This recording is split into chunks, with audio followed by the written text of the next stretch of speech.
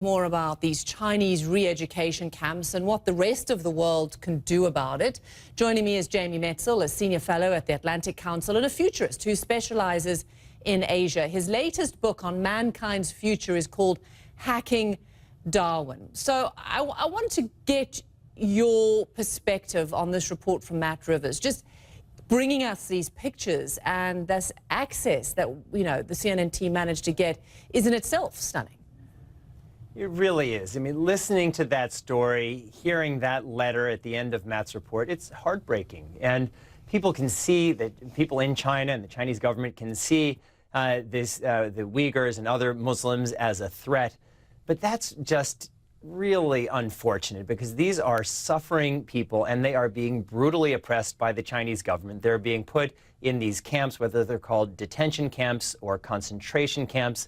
And their culture is under attack. There are satellite reports of many mosques being destroyed. People are being forced to shave their beards.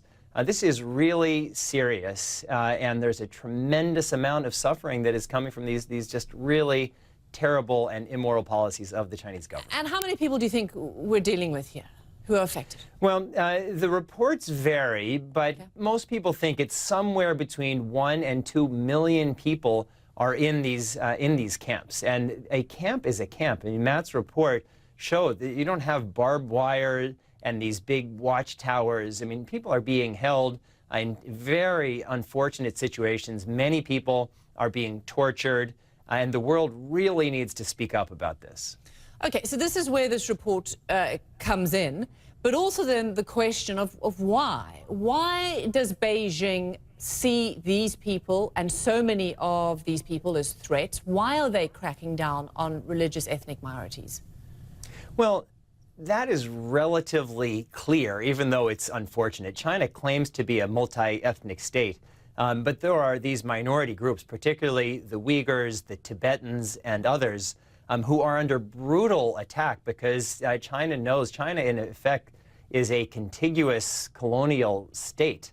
And so the areas of Xinjiang, the areas of Tibet, there are some people who believe that these shouldn't even be part of China at all. And so China fears that if Tibetan culture grows, if Uyghur culture grows, that at some point in the future there could be calls for greater autonomy. Now, the Chinese constitution allows for greater autonomy for these minority groups, but there's so much fear of any kind of expression, of any kind of cultural awareness among these groups that China has made a calculation that it's better to use the most brutal forms of suppression than even to just live up to the commitments China made in its own constitution.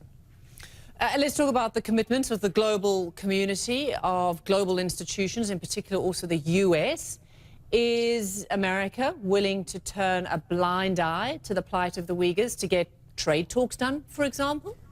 Well, certainly under the Trump administration, communications about human rights have been wildly inconsistent. Once in a while, the United States mentions what's happening in Xinjiang, perhaps Tibet.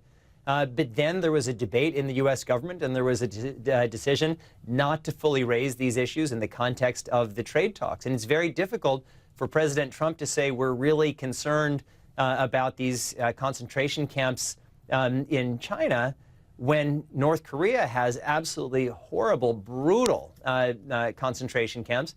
And in all of the negotiations between Trump and Kim, that was never mentioned. So the U.S. traditionally has had a very strong view in support of human rights. And the more that this administration can stand up for those rights, the stronger America will be, but the more we'll help these people who are really suffering tremendously.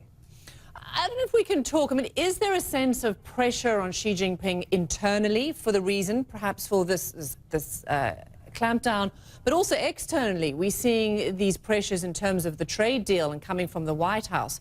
How much is he being squeezed, and how much is this playing and overlapping in terms of the decisions that are being made in Beijing?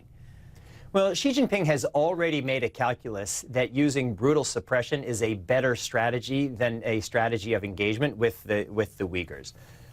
Now this issue is gaining more notoriety in the international community, and that's great. But the key is that the international community needs to be consistent and it needs to be sincere. We can't use these human rights issues as points of leverage in trade negotiations. These need to be these are very serious crimes that are being committed. They need to be raised. They need to be raised consistently. And if we can do that, there's some really important work that needs to be done.